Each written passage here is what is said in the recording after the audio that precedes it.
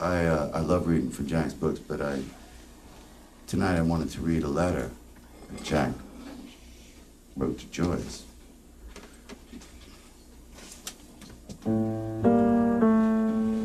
Mexico City, July 28th. Dear Joyce,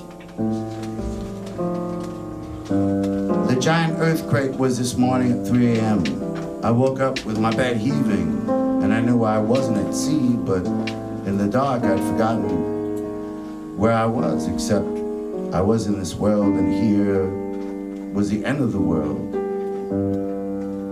I stayed in bed and went back to sleep, figuring if my giant 20-foot ceiling was to fall on my bed, everybody would die.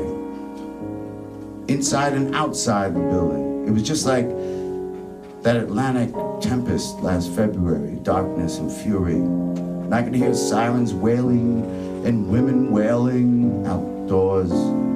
But the hush of silence was in my ears.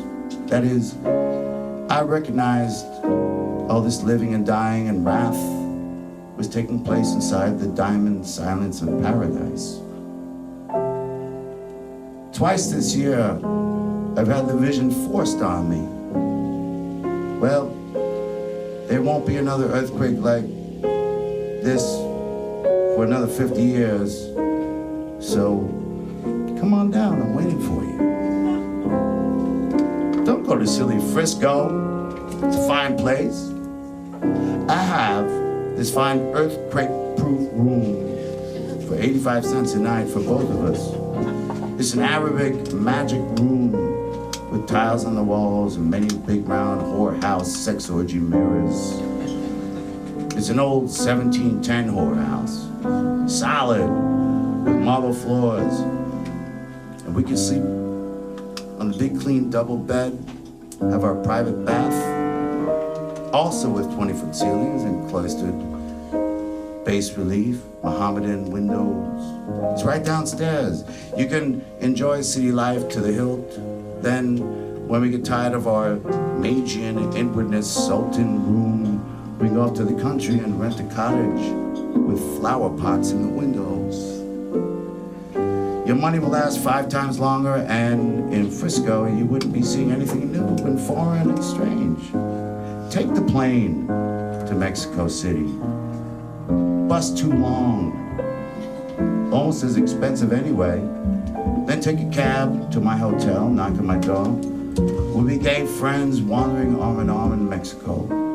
Also, we'll do our writing and cash our checks in big American banks and eat hot soup at market stalls and float on rafts of flowers and dance the Roomba in mad joints with 10-cent beers. Perhaps you go to Frisco and see Elise after Mexico and complete your educational tour. But I am lonesome for you and your love. So try to come on down. Let's talk about lots of sleeping and loving, eating and drinking and walking and visiting cathedrals and pyramids. Wait till you drink big water glasses, cold fresh orange juice every morning at 7 for 7 cents. And giant T-bone steaks for 85 cents that you can't finish. And I'll show you sites most Americans don't know exist here, and you can write a big book. After this, I'm going back to New York, via Florida, perhaps when we can get back together.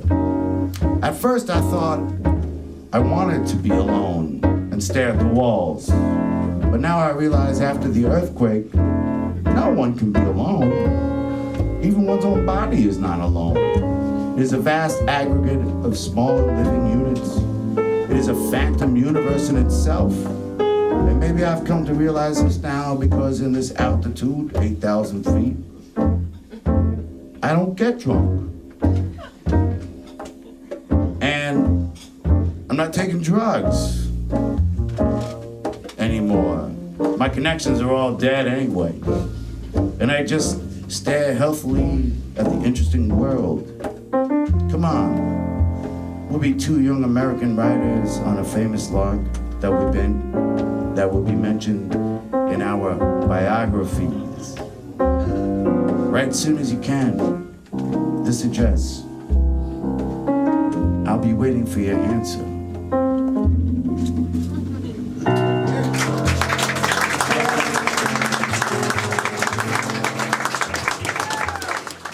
Okay, here's my answer.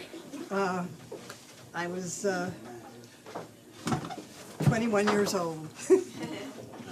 Dear Jack, yes, I will come to Mexico.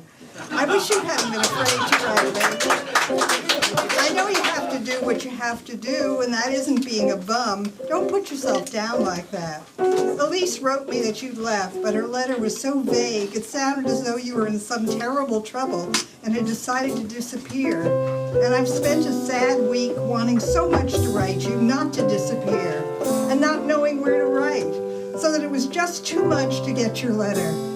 I walked out of the hotel with it in my hand, ordered an enormous breakfast that I couldn't eat, and flew downtown in the IRT, which I think I imagined as somehow bound for Mexico that minute. Yes, and I bought a Learning Spanish Phonetically Through Pictures type book, and can already say, "Yo soy muchacha," a sentence which I'm sure will come in very handy eventually. I wish it were September. It worries me, Jack, to think of you with $33 to your name while Viking's Machinery works out a way of feeding you. And I've really got all this money. I just sold my first novel and had $500. That was a lot of money in those days. Yeah, I really got all this money. So would you like some in the meanwhile? Let me know and I'll send you a money order for whatever. I got a review copy of On the Road, read it, and think it's a great, beautiful book. I think you write with the same power and freedom that Dean Moriarty drives a car. Well, it's terrific and very moving and affirmative. Don't know why, but it made me remember Mark Twain. Ed Stringham has read it too and thinks it one of the best books since World War II, and is going to write you a long letter and tell you all this much more coherently than I can. Saw Sheila off to Europe Wednesday on a little white ship not much bigger than a ferry boat, full of waving, singing young kids. Everybody's smiling and throwing streamers. Sheila too, but I didn't know how she felt. It's funny the way you and Alan and Peter came to town this winter and shook us all up. Just think, we'd been here all our lives, and now suddenly Elise is in Frisco, Sheila in Paris, and I'm going to Mexico. Most peculiar. I feel rather friendless in New York at present. Miss talking to Elise a lot, especially. She called me collect from San Francisco this week because she needed money, and we tried to talk but couldn't hear each other and kept screaming, "What? What?" But then I remembered walking with you at night through the Brooklyn docks and seeing the white steam rising from the ships against the black sky, and how beautiful it was, and I'd never seen it before, imagine. But if I'd walked through it with anyone else, I wouldn't have seen it either, because I wouldn't have felt safe in what my mother would categorically call a bad neighborhood. I would have been thinking, where's the subway, and missed everything. But with you, I felt as though nothing could touch me, and if anything happened, the hell with it. You don't know what narrow lives girls have, how few real adventures there are for them. Misadventures, yes, like abortions and little men following them in subways, but seldom something like seeing ships at night. So that's why we've all taken off like this, and that's also part of why I love you.